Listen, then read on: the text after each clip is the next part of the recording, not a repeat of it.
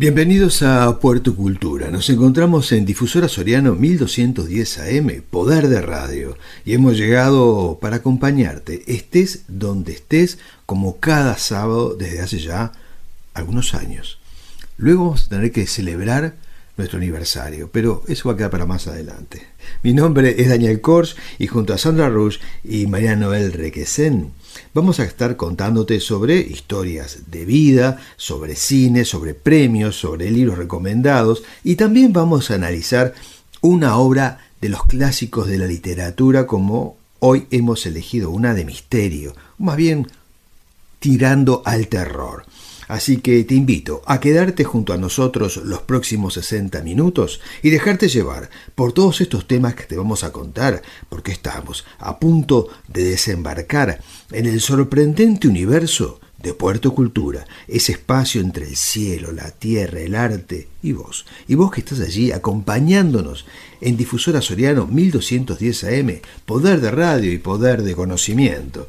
También te digo que nos pueden seguir a través de la página web desde www.difusorasoriano.com, o si no, esperar a la semana que viene, donde subimos el programa grabado en el canal de Puerto Cultura en YouTube. Así que vamos ahora entonces al encuentro con Sandra Rush aquí en Puerto Cultura. Perfecto, iniciamos entonces el programa de hoy en expresión viva, pero con el subespacio llamado Conociendo a nuestros poetas, donde Sandra Rush nos va a acercar a la escritora Anna Elisa McEntire, quien reside en la histórica ciudad de Cardona, ubicada sobre la Cuchilla Grande inferior.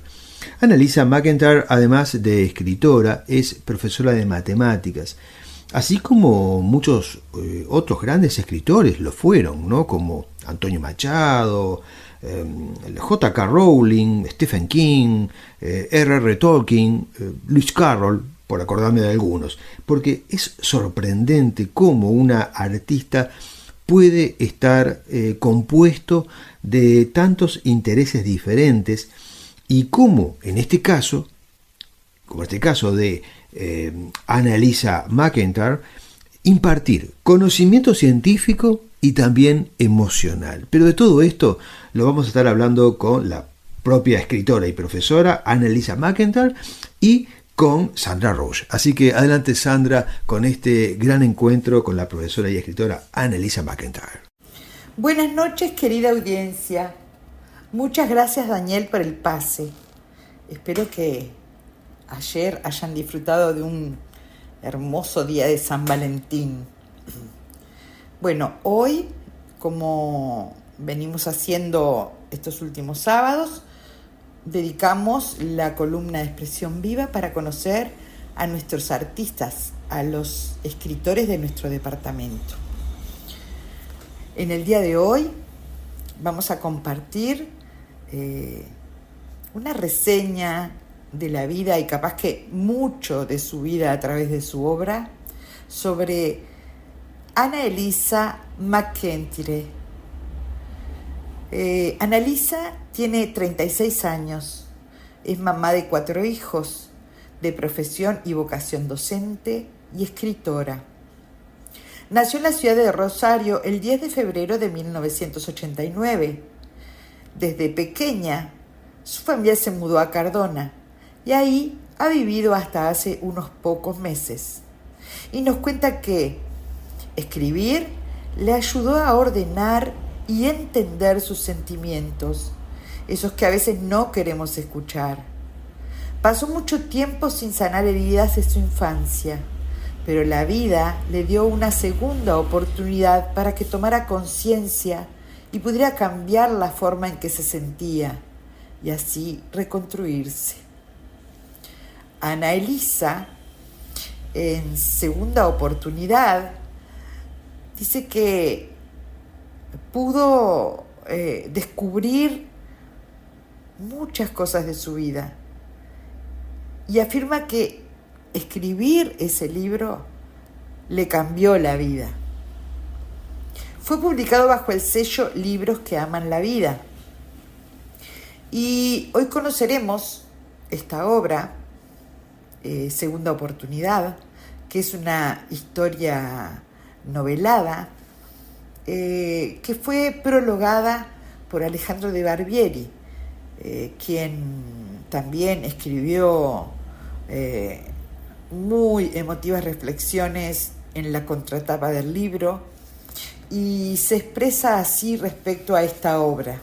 Relatar la propia historia, real y descarnada, y que parezca un cuento de esos que nos mantienen en suspenso, que nos hunden y nos elevan en las peripecias y mareas emocionales de sus protagonistas, que nos obligan a resistir la tentación de correr por las páginas buscando una salida.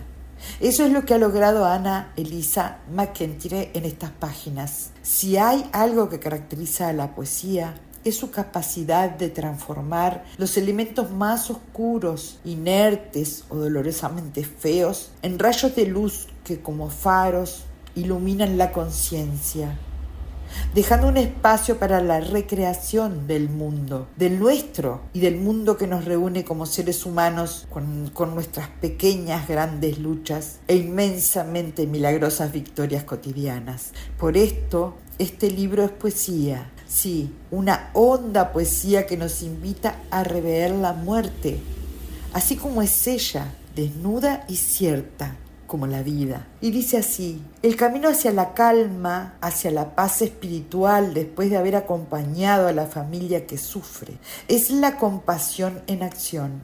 Se aprende cuando uno vuelve a renacer a los seres queridos, honrando sus vidas en las nuestras. Una enfermedad terminal puede terminar con nosotros o puede hacernos tomar conciencia de mi vida terminal y ayudarme a tomar la vida en mis manos. Gracias, Ana, por escribir estas páginas. Tu libro refleja el coraje para hospedar el dolor y transformarlo en amor. Y sí que eso es lo que se desprende de las páginas de este libro del que hoy estamos hablando. Ana Elisa seleccionó para compartir con ustedes el comienzo del libro, que se llama Primera Oportunidad, que se refiere a su experiencia cuando, siendo una niña, tuvo que acompañar a su papá en la partida.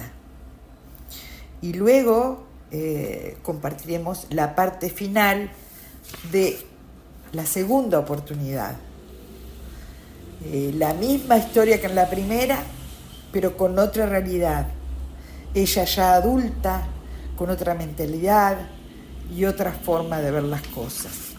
Y dice así: papá ya no era el mismo.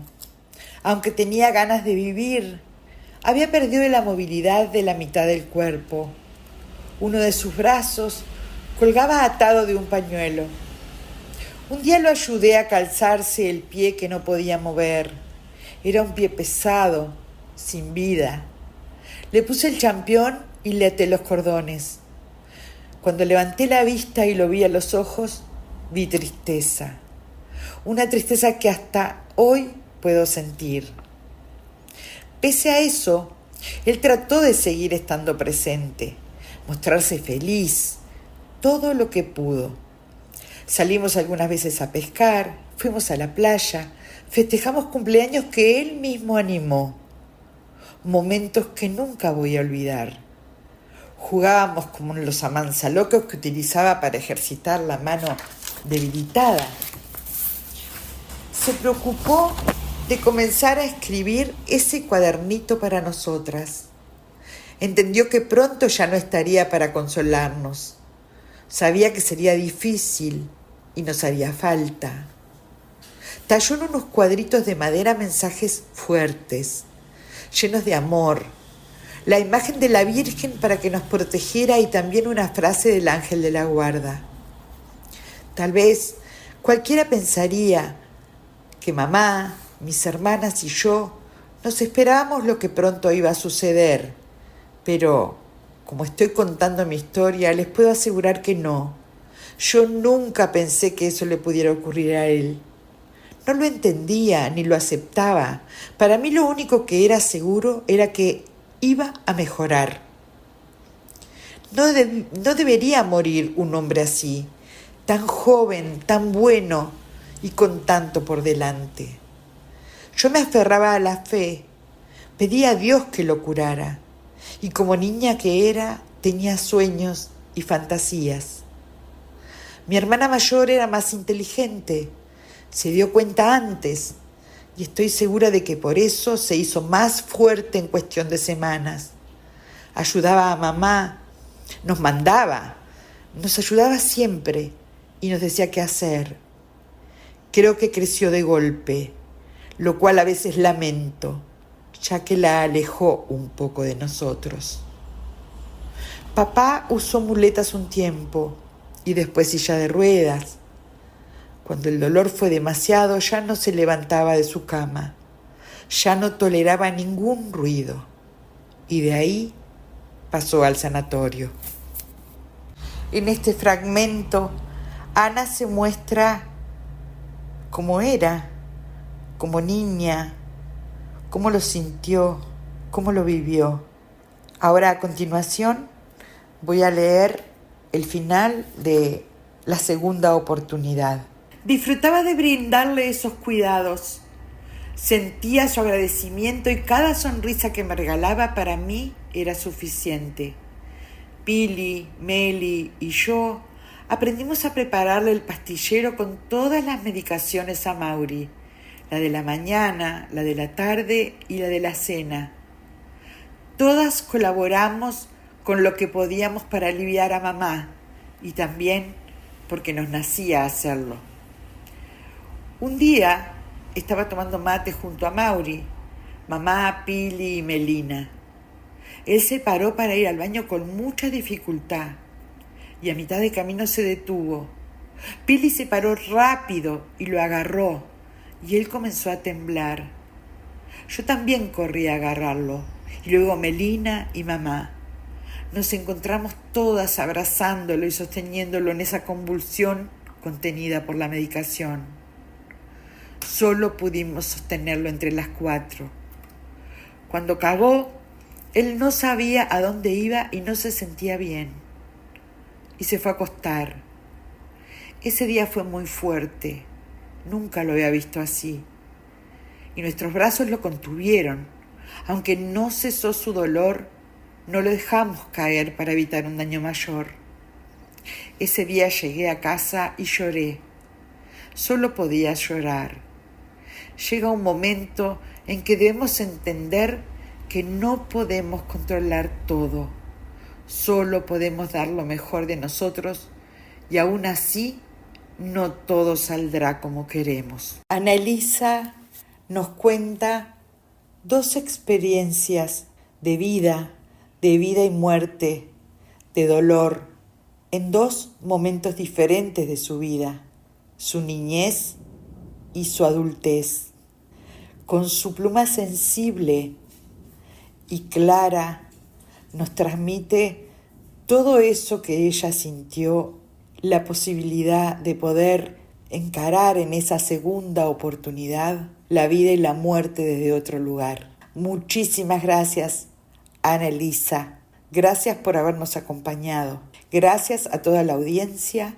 Sigan en Puerto Cultura, sigan en Difusora Soriano.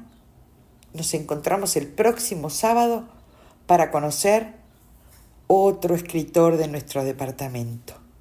Muchas gracias.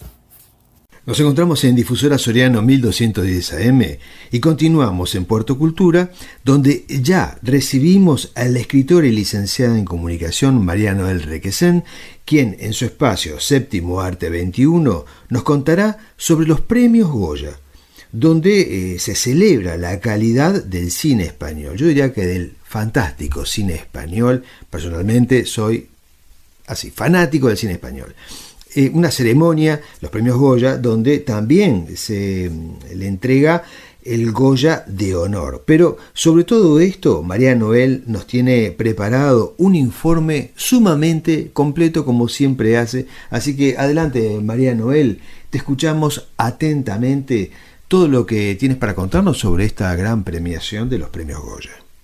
Hola, buenas noches. Muchas gracias Daniel por la presentación de cada semana y bienvenidos a todos los oyentes de Puerto Cultura en Difusora Soriano 1210 AM. Acá les habla María Noel Requesens y como cada sábado en este segmento que llamamos Séptimo Arte 21, compartimos lo mejor, lo más interesante, lo más divertido, ¿por qué no?, del cine mundial. Hablamos de géneros cinematográficos, de referentes, de películas históricas y en este año decidimos arrancar ¿con qué? Con las premiaciones al cine mundial. ¿Y por qué arrancamos el 2025 con los premios?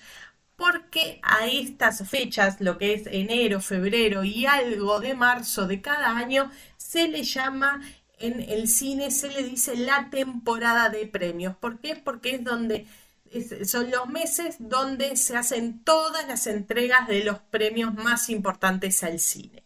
Entonces, en el primer programa de este 2025 de Séptimo Arte 21 en Puerto Cultura, hablamos en general de los premios, hicimos una introducción, una antesala para hablar en el segundo programa de qué, ya meternos de lleno en los premios y hablamos de los Globos de Oro, que son siempre los primeros, son los que abren esta temporada de premiaciones y a los que se les dice la antesala de los Oscar.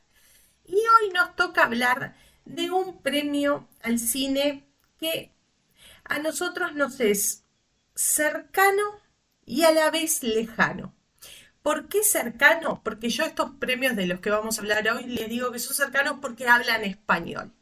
Y a la vez son lejanos porque premian a un cine que no somos de consumir mayoritariamente aquí en Uruguay. ¿Y a qué premios me refiero? A los premios Goya, que son los premios a lo mejor de la cinematografía española. Por eso me refiero, son cercanos porque son premios que hablan español, pero lejanos porque este cine de la madre patria, como se le dice, no es el que consumimos, salvo grandes excepciones, como por ejemplo películas del gran Pedro Almodóvar.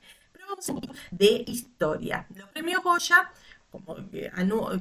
se entregan anualmente, como los Globos de Oro y los Oscars, etcétera, etcétera, son entregados por la Academia de las Artes y de las Ciencias Cinematográficas de España para premiar, a agasajar, digamos, a lo mejor de la cinematografía española. ¿Pero qué es esta Academia de las Artes y Ciencias Cinematográficas de España?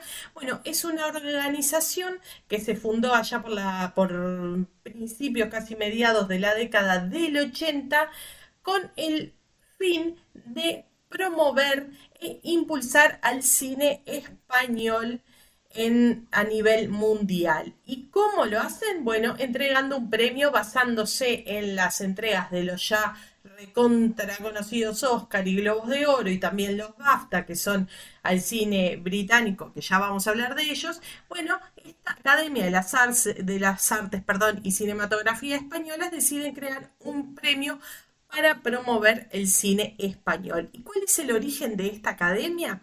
Allá por noviembre de 1985, un grupo de referentes de la cinematografía española, entre ellos directores, actores, guionistas, compositores, directores de fotografía, se reúnen y se juntan para crear una organización que promueva al cine y ahí se crean los premios Goya. Así que en 1985 se crea la Academia de las Artes y Ciencias Cinematográficas para premiar con los Goya a lo mejor del cine español. Entonces, ¿cuándo fue la primera entrega de los premios Goya? El 17 de marzo de 1987.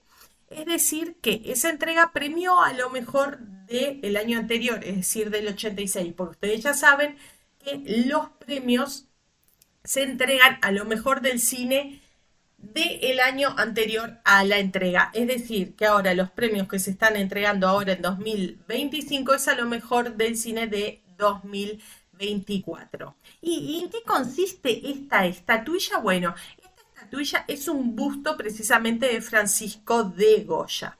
Pero hay una pequeña diferencia. La primera estatuilla que se realizó allá por el 86 y 87 estuvo a cargo del escultor Miguel Ortiz Berrocal, y ahí se trataba precisamente de un busto de Goya con una cámara. Este diseño de estatuilla duró 4 ediciones y finalmente, y hasta el día de hoy, el diseño está realizado por el escultor José Luis Fernández, que decidió hacer solamente el busto de Goya. Como dijimos, este año, el sábado pasado se entregaron los Goya, es decir, el 8 de febrero se entregaron los Goya. Les voy a dar un poco la lista de los ganadores principales. ¿Cuál es el tema? Lo que decía hace unos minutos al principio del segmento. El cine español no es el cine que uno mayoritariamente consume acá, porque es cierto que no vienen las películas, no se distribuyen en el cine, y tampoco están en las plataformas, salvo una película que es La Virgen Roja, que no fue de las grandes ganadoras. Salvo esa, después el resto no están en las plataformas, o si están en alguna plataforma, ustedes pueden googlear, están en alguna plataforma, por el territorio no los permite ver. Pero vamos a hablar un poquito de los premios de este año. La mejor película, que a mí esto no me gusta, se lo entregaron a 2 películas. A mí no me gusta cuando el premio es compartido. Es como que le diría a la academia, juéguensela y désela a una sola película. Bueno, las ganadoras de mejor película fueron El 47 y La Infiltrada. La mejor dirección fue para 2 ganadores que codirigieron una película, que son Isaki La Cuesta y Paul Rodríguez por la película Segundo Premio. La mejor actriz protagonista fue para Carolina Juste por La Infiltrada, y el mejor actor protagonista para Eduard Fernández por Marco. ¿Qué pasó? La premiación, yo la vi, fue bastante dinámica. Es cierto que cuando uno no conoce mucho las películas, no las vio, los actores le son bastante desconocidos, se hace tedioso, pero fue bastante dinámica. Pero hubo un momento así como muy glamoroso, que es el momento Goya internacional. ¿Por qué? Porque esta fue la 4ª edición que los Goyas como que decidieron tener más trascendencia a nivel mundial, si así se quiere, y entregar el Goya internacional, que la primera edición fue en el 2022, que fue otorgado a la actriz Cate Blanchett; el segundo año, en el 2023, a la actriz francesa Juliette Binoche; en el 2024 a la actriz Sigourney Weaver, y este año al actor Richard Gere. ¿Por qué a Richard Gere? Vaya uno a saber. Yo sospecho también que es porque está casado con una española y lo tenían medio ahí a mano y dijeron: Richard, vení y te entregamos el Goya. Y además también se lo entregó a Antonio Banderas, que, bueno, seguramente sean amigos, conocidos, etcétera, etcétera. Ese fue como el momento más glamoroso. Hasta acá llegamos con una nueva edición de Séptimo Arte 21 en Puerto Cultura. Espero que les haya gustado. Vamos a seguir repasando, todavía nos queda un par de programas más con premiaciones, y como siempre les digo, quédense con Puerto Cultura, por supuesto, y con toda la programación de Difusora Soriano 1210 AM. Nos volvemos a ver en una nueva edición la semana próxima. Que pasen lindo. Chau, chau. Continuamos en Difusora Soriano y estamos ahora en el segmento de los clásicos, en la lupa literaria, donde vamos al encuentro de un escritor muy especial, y les recomiendo leer sobre su biografía. H.P. Lovecraft. Muchos lo conocen, quizá muchos todavía no, pero un escritor increíble. Por algo sus obras ya son clásicos. Hoy vamos a hablar sobre una novela llamada La sombra de Innsmouth. Esta historia fue escrita en 1931 y publicada en 1936, un año antes de que el escritor falleciera. Y lo destacable es que es su único libro publicado. Los demás fueron cuentos que se publicaron en distintas revistas, pero como libro y novela, este es el único. Sin embargo, para Lovecraft no fue un momento agradable.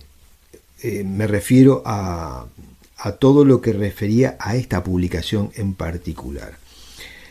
Y todo su entusiasmo se vino abajo cuando comprobó la cantidad de errores que tenía y que además al libro se le salían las páginas por ser una encuadernación de muy mala calidad. Lamentablemente este tipo de cosas siguen pasando, por eso siempre nosotros apuntamos a lo profesional. Y esto es un pequeño mensaje para los escritores que me están escuchando. Todos los escritores durante toda la historia tuvieron que invertir para sus publicaciones. Solamente muy pocos fueron los que se les allanó el camino, pero muy pocos, ¿no? La gran mayoría, como el caso de Lovecraft, un camino sumamente espinoso, complicado, y por eso esta historia tiene esta particularidad. En aquellos años las novelas se publicaban por capítulos o breves episodios a través de las revistas, que era la única forma en que el autor tenía disponibilidad de llegar al público. No obstante, había estos problemas, ¿no? El propio autor se ofreció en su momento para hacer una fe de ratas, y de los 400 ejemplares que se publicaron se vendieron 200 y fue un problema porque tenían errores por todos lados, y los otros 200 al final los terminaron destruyendo porque Lovecraft no quiso que salieran a la venta con tantos errores que tenía. Sin embargo, cuando uno lee a Lovecraft se da cuenta sobre la cantidad de libros y películas que se inspiraron en sus historias, ¿no? Y en su momento él no fue un autor con la popularidad o el éxito que hoy tiene, fue uno de tantos. Un hombre con una vida personal también, donde nada le fue sencillo, ¿no? Como a muchos artistas. Esta historia es distinta a otras, porque aquí no se trata del terror cósmico que él tenía planteado en otras obras, sino de unas criaturas que se llaman los profundos, que son como sapos que viven en el fondo del mar, y otros seres híbridos que viven en el pueblo de Innsmouth. Estos híbridos son tipo humanoides, con cabeza de pez y características propias de esos seres, los profundos. Esto es como un linaje de seres que adoptan a otro que se llamaba Dagón y que forman parte de los dioses del universo de Lovecraft. Todo esto se entiende cuando uno entra en sintonía con el autor y ha leído ya otros cuentos. Esta historia está contada en primera persona y lo que se sabe es que es un joven de 23 años. En las notas que dejó Lovecraft se supo que este personaje tenía un nombre y que era Robert Ornstein. Es una historia más llevadera que las otras que escribió. Desde lo narrativo es mucho más dinámica, menos oscura, por lo cual para aquellos que nunca lo leyeron, esta novela es un muy buen comienzo para comprender cómo el autor también se expresa o se expresaba. La estructura narrativa está muy bien hecha, ya que si bien el lector entiende que casi desde el comienzo se sabe el final, lo cierto es que la historia al final toma un giro inesperado y nos vuelve a sorprender. Una conclusión totalmente inesperada. Al comienzo se cuenta cómo el gobierno de los Estados Unidos toma acciones sobre el pueblo de Innsmouth y el ejército bombardea un arrecife llamado el Arrecife del Diablo, que no existe, que se encuentra a pocos kilómetros de Innsmouth. Lovecraft nos va dejando diferentes pistas que nos llevan a generar una gran intriga y nos hace volar la imaginación por todo lo que ocurre. Es una historia escalofriante, ¿no? Que se esconde, donde se esconde algo fuera de lo común en ese pueblo de Innsmouth. el ejército toma prisioneros y los lleva a campos de concentración. Cuando la población se queda por la situación sobre estos, se queja, perdón, por la situación de estos prisioneros, el ejército amenaza con una actitud que lógicamente sorprende mucho a los pobladores del lugar. Incluso se hacen denuncias o se pretenden hacer denuncias a los derechos humanos y bueno, no quiero develar demasiado, pero bueno, alguien ve a los prisioneros y comprende que se trata de algo totalmente fuera de lo común. Bien, yo a veces hago algunos espacios porque no quiero develar demasiado. Necesariamente hay que develar algunas cosas para generar la intriga, ¿no? Pero por más que les cuente algo o haga algún spoiler, la historia es fantástica y como la cuenta Lovecraft es una forma única, o sea que la pueden leer sin ningún tipo de inconveniente porque los va realmente a conmover. Entonces, bueno, ¿qué sucede? El ejército toma prisioneros y los lleva a campos de concentración, ¿no? Y sucede, y bueno, eso, ¿no? Que notan que algo realmente extraño sucede en ese lugar. Entonces se comienza a dar como una especie de pacto secreto entre el gobierno y los residentes del lugar. Entonces el narrador cuenta, recuerden que es en primera persona, el narrador cuenta que viaja a Eastwood por curiosidad en un ómnibus y cuando ve a sus habitantes observa características muy raras. O sea, algo le pasaba a esta gente. Él veía como arrugas muy profundas, sobre todo en los cuellos, y como que caminaban en una actitud poco humana, como si estuvieran sedados, ¿no? Hipnotizados, en un letargo, como si tuvieran una actitud no real. O sea, otra cosa es que no hay personas adultas. Entonces, estos además presentaban rasgos faciales muy raros, además de lo que les cuento. Lo cual, bueno, despertaba una curiosidad enorme. Cuando el narrador baja del ómnibus, le dicen que los forasteros no son bienvenidos y que algunos además ya han desaparecido. ¡Wow! Esto le crea una gran interrogante. Entonces, en una tienda conoce a un cajero, un joven de 17 años que estaba allí trabajando y que lo atiende muy bien, ¿no? Y le da un mapa donde le indica por dónde poder caminar y por dónde no. Entonces esto realmente le llama la atención y además este joven le alerta sobre los peligros y le cuenta que todos forman parte de una secta. Este personaje trabaja en Eastwood, pero vive en la ciudad vecina, en Arkmount, y parece ser la única persona normal es este joven cajero de 17 años. También le explica que, si quiere saber más sobre Eastwood, que busque al borracho del pueblo, un anciano de más de 90 años que si lo emborrachan va a hablar de más.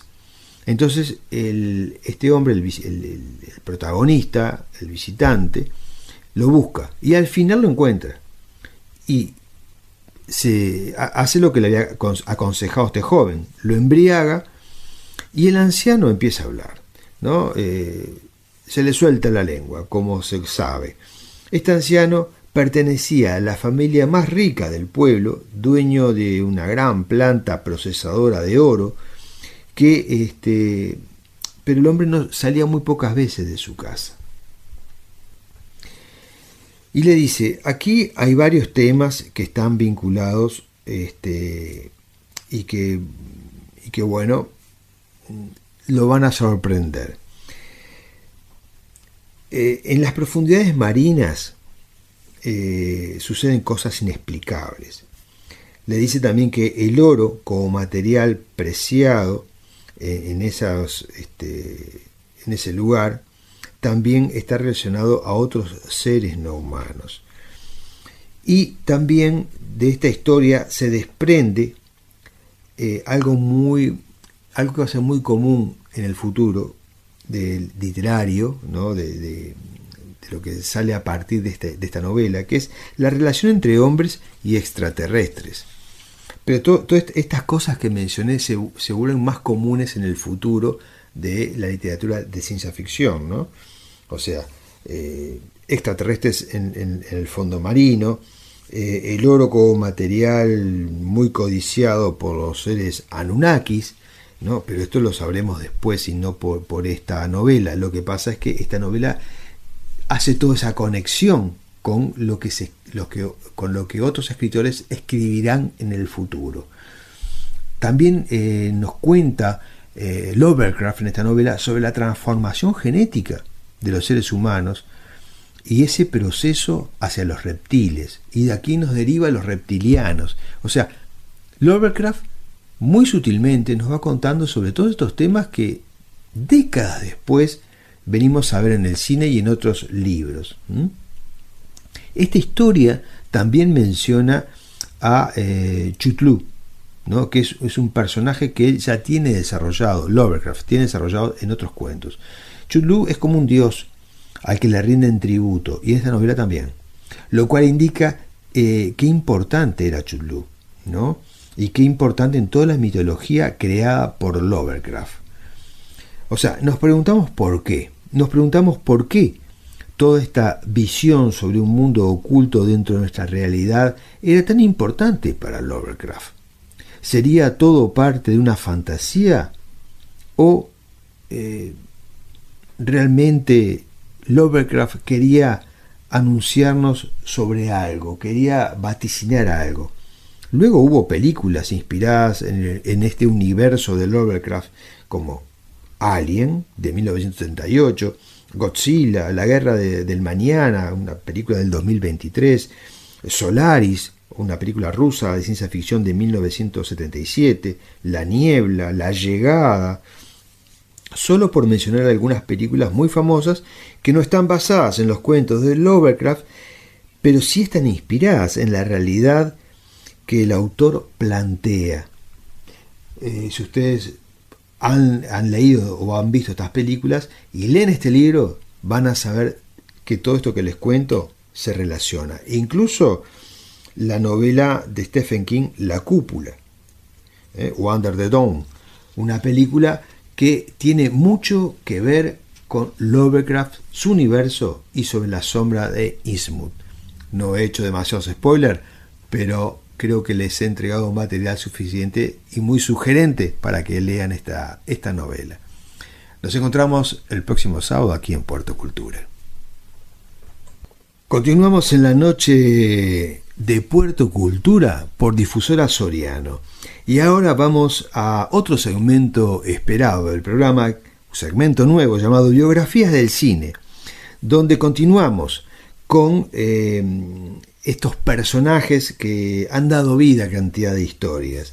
Así que en este momento vamos a recibir a María Noel, que nos va a contar sobre la gran actriz Grace Kelly, conocida también como Grace de Mónaco, porque después ella se casó, fue princesa de la corte de Mónaco, porque obtuvo el matrimonio con el príncipe Reinero III. Es lo que recuerdo. Cualquier cosa, María Noel me va a corregir. Con ustedes y con nosotros, María Noel Requesén y la vida de Grace Kelly, aquí en Biografías en Puerto Cultura. Bienvenidos oyentes de Puerto Cultura en Difusora Soriano 1210 AM. Bienvenidos a un nuevo segmento de Biografías de Cine, donde en pocos minutos intentamos homenajear a las grandes actrices de Hollywood de ayer, de hoy y de siempre. Hoy nos toca recordar a un ícono absoluto, a una princesa, a la única e inigualable Grace Kelly, Grace de Mónaco. Grace Patricia Kelly nació un 12 de noviembre de 1999 en la ciudad de Filadelfia, en el estado de Pensilvania, en Estados Unidos, en el seno de una familia católica de origen irlandés. Era la tercera de los 4 hijos del matrimonio conformado por el empresario de la construcción John Brendan Kelly y Margaret Catherine Mayer, hija de inmigrantes alemanes, y la primera mujer en dictar clases de educación física en la Universidad de Pensilvania. La infancia de Grace transcurrió durante la Gran Depresión. Sin embargo, la fortuna de su familia no se vio mayormente afectada. Su padre fue capaz de mantener a flote su negocio, una de las empresas constructoras más grandes e importantes de la costa este de los Estados Unidos, que le permitió al patriarca de la familia ser considerado uno de los hombres más ricos del país. Los Kelly eran una familia que se destacaba en los deportes. Los hermanos de Grace eran robustos y atléticos, a diferencia de ella, que era de complexión débil, tenía salud frágil y era poco dada a los deportes de competición. Para ser aceptada por sus padres, que eran severos, rígidos y poco amorosos con sus 4 hijos, Grace comenzó a tomar lecciones de danza y de tenis, pero sin éxito. Eso provocó que la pequeña del clan Kelly se refugiara en su propio mundo, desarrollando una gran habilidad para entretenerse sola, escribiendo poemas y creando obras de teatro cuyas intérpretes eran sus muñecas. A los 6 años, Grace fue enviada a una escuela de monjas para niñas en su ciudad, Filadelfia. En esas monjas, la niña encontraría la contención y el cariño que siempre le faltó en su casa. Sin embargo, a los 14 años, su madre, que era muy estricta, consideraba que las monjas eran muy benevolentes con sus alumnas y decidió matricular a su hija en la Academia Stevens, una institución para niñas de la alta sociedad de Filadelfia.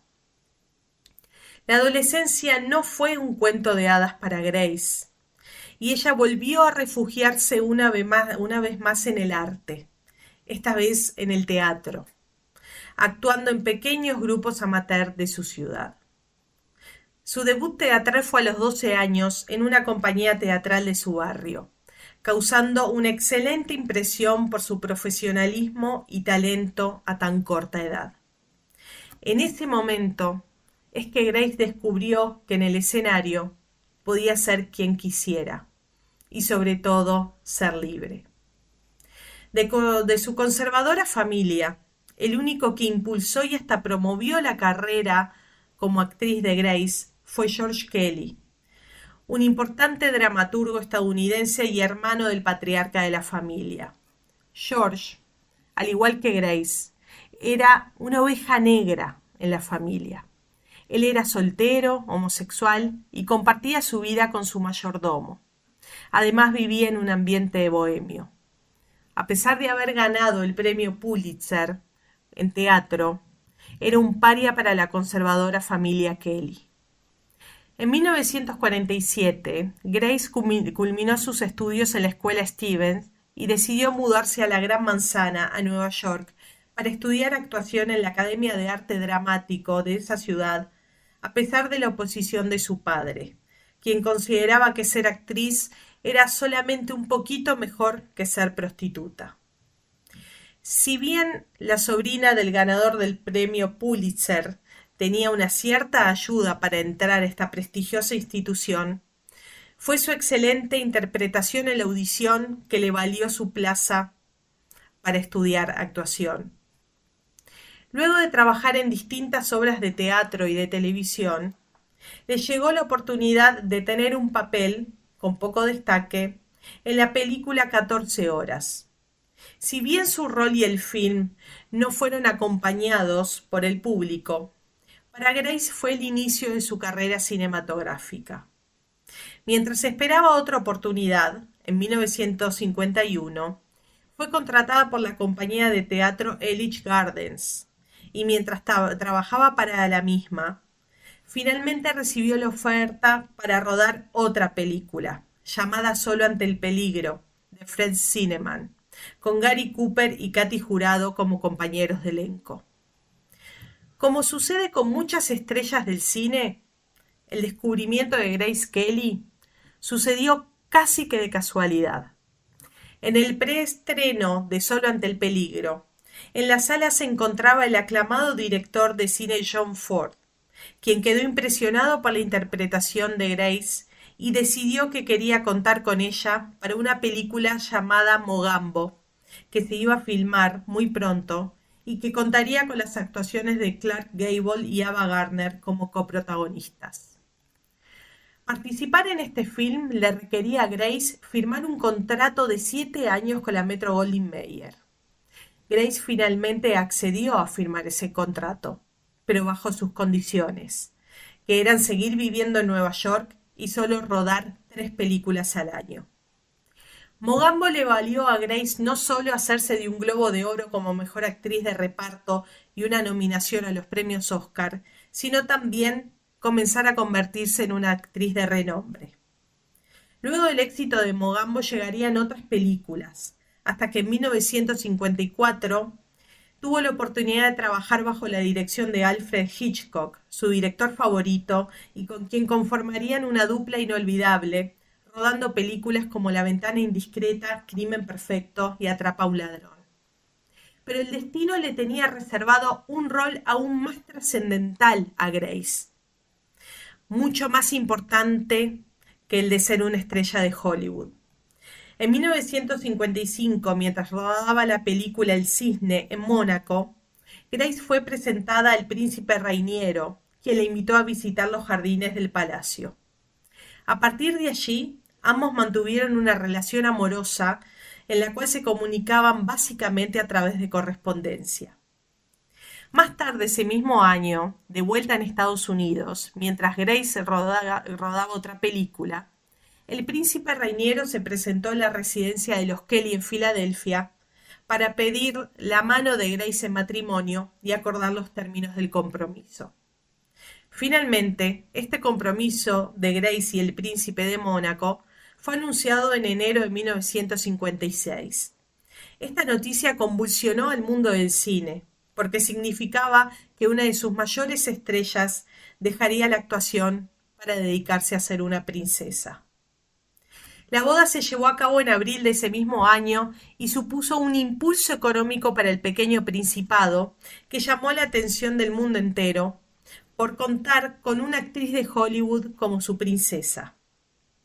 Grace y Rainiero tuvieron 3 hijos: Carolina, nacida en 1957, Alberto, el actual soberano de Mónaco, nacido en 1958, y Estefanía, nacida en 1965. Grace siempre se preguntó si alguna vez volvería al cine. En 1962, una llamada de su amigo Hitchcock para ofrecerle el protagónico de la película Marnie la ladrona casi significa la vuelta de Grace Kelly a la gran pantalla. Sin embargo, la política se interpuso en esta vuelta de Kelly al cine. Las ripideces entre el gobierno de Francia liderado por Charles de Gaulle y el Principado hicieron que a los soberanos, que a los monegascos no les agradara que su princesa abandonara el Principado para rodar una película en Estados Unidos, y ella tuvo que rechazar la oferta. Luego de esta decepción, que fue antes del nacimiento de su hija menor y de la pérdida de 2 embarazos, Grace se abocó de lleno a su trabajo como princesa de Mónaco y posteriormente a sus 3 hijos. El 13 de septiembre de 1982, luego de pasar unos días en su casa de campo en la frontera entre Francia y Mónaco con su hija Estefanía, Grace condujo su auto de vuelta al palacio. 2 kilómetros antes de llegar a Mónaco, en una curva, Grace pierde el dominio del vehículo y se precipita al vacío. Su hija Estefanía resultó con heridas leves, no así su madre, que falleció la noche del 14 de septiembre a los 52 años de edad. Quienes tengan interés en conocer más de la vida y carrera de Grace Kelly, les recomiendo el libro Diosas de Hollywood, de Cristina Morató, el cual utilicé como fuente para este espacio, y también la película Grace de Mónaco, de 2014, protagonizada por Nicole Kidman y que encuentran en la plataforma Prime Video. Gracias por escuchar y hasta la próxima historia.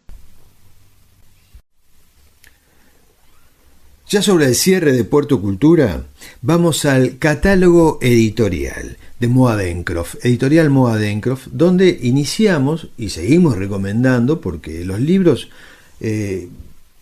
nunca envejecen, los libros siempre son nuevos, y tenemos libros que han hecho grandes recorridas por la región y también por el mundo.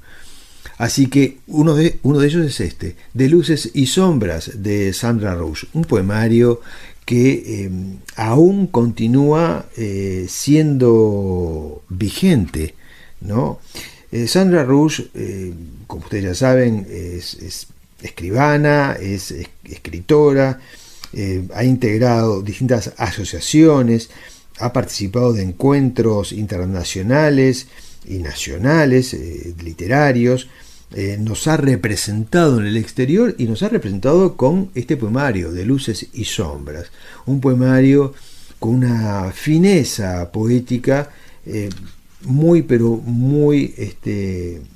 novedosa, que además próximamente nos va a traer otras novedades. Así que no se olviden de conseguir De Luces y Sombras de Sandra Rush en todas las librerías. También ahora tenemos la novela de Giselle Petrides, Imágenes Fragmentadas, una novela que nos cuenta sobre la vida de una familia que en un periodo histórico de nuestro país tiene que viajar al exilio.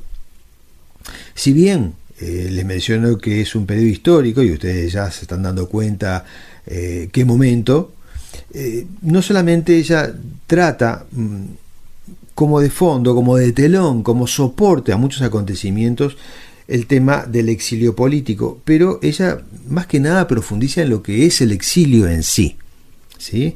El exilio tomado desde cualquier perspectiva, el alejamiento de una familia hacia un país extranjero donde tiene que volver a iniciar con hijos chicos que se insertan en una nueva cultura y sobre hijos que nacen en otro país. Una novela que seguramente ustedes van a conectar muy fácilmente. Imágenes Fragmentadas de Giselle Petrides. Luego tenemos también La Pequeña Biblioteca de María Noel Requesén, una novela donde nos cuenta sobre lo que sucede en el seno de una parroquia entre un seminarista y una periodista que lo va a entrevistar. Una novela que nos cuenta sobre los desafíos que ambos tienen que vencer para encontrarse, para entenderse, para descubrirse, para ver si es posible una relación como la que aparentemente se plantea. Pero que va mucho más allá de eso, ¿no? Porque nos cuenta también sobre la vida en la propia iglesia, sobre viajes al exterior, sobre el encuentro con el Papa Francisco. Nos da muchas otras pautas. La Pequeña Biblioteca es una novela también realmente muy dinámica, muy apasionante, muy musical, tiene mucha música, hay muchas referencias musicales que juegan como de trama para la propia historia. También tenemos, les recomendamos, en Moa Dencroft, la novela de Mónica Isabel García Farina, Somos Nuestras Raíces. Una novela donde la autora nos cuenta sobre cómo llegaron sus ancestros al Uruguay, inmigrantes italianos, pero es el reflejo de todas las familias que han llegado, italianos, españoles, de toda Europa, de otras partes de América. El momento en que el Uruguay, sobre comienzos del siglo XX, finales del siglo XIX, abre sus puertas para recibir sobre todo a europeos que comienzan su vida en nuestro país y le van dando la textura cultural que tenemos. Somos Nuestras Raíces, de Mónica Isabel García Farina. Y por último les dejo también la inquietud de conseguir la novela de María García Marichal, Alter Ego, una novela que realmente nos lleva a distintos niveles de reflexión, porque uno puede ubicarse en esta novela, lo que nos está contando María García Marichal es sobre reencarnación, es sobre vidas pasadas, es sobre viajes en el tiempo, es sobre un viaje interior, es sobre cuestionamientos que tenemos sobre la propia vida desde el presente, empatizando con la vida de otros. Y esto último creo que es el aprendizaje que María García Marichal nos deja en esta novela. O sea, ¿qué haríamos nosotros si tuviéramos que ponernos en la piel de otra persona? El desafío más grande, porque ella, el personaje de esta novela, despierta todos los días en una vida distinta, pero una vez es mujer, otra vez es hombre, otra vez es un joven, otra vez es un anciano, otra vez es un niño, una vez está en la prehistoria, otra vez está en Europa, en otro siglo, en otra sociedad. Y cómo uno siempre desde la misma conciencia tiene que adaptarse rápidamente a una vida diferente, siendo consciente de quién es. Realmente una novela muy novedosa. Alter Ego de María García Marichal. Estas publicaciones son todas de editorial Moadencroft y todas están en todas las librerías del país. Alter Ego, María García Marichal, Somos nuestras raíces de Mónica García Farina, La pequeña biblioteca de María Noel Requesén, Imágenes fragmentadas de Giselle Petrides y De luces y sombras de Sandra Rush. Nos encontramos el próximo sábado en Puerto Cultura.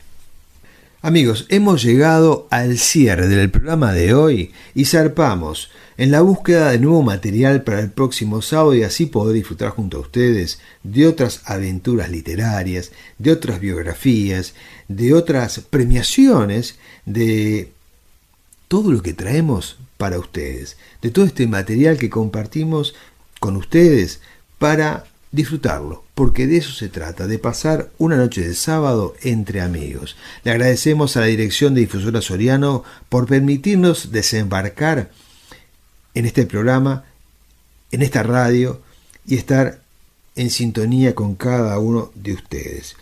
Puerto Cultura es un espacio al resguardo del olvido.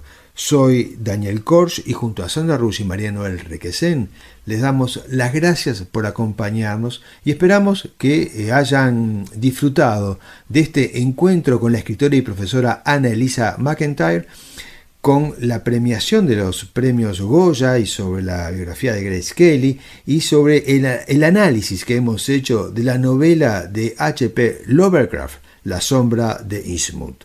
Nos encontramos el próximo sábado, aquí, ¿dónde más? En Puerto Cultura y por Difusora Soriano. Pero no se vayan porque la radio continúa con la mejor programación de fin de semana. Adiós.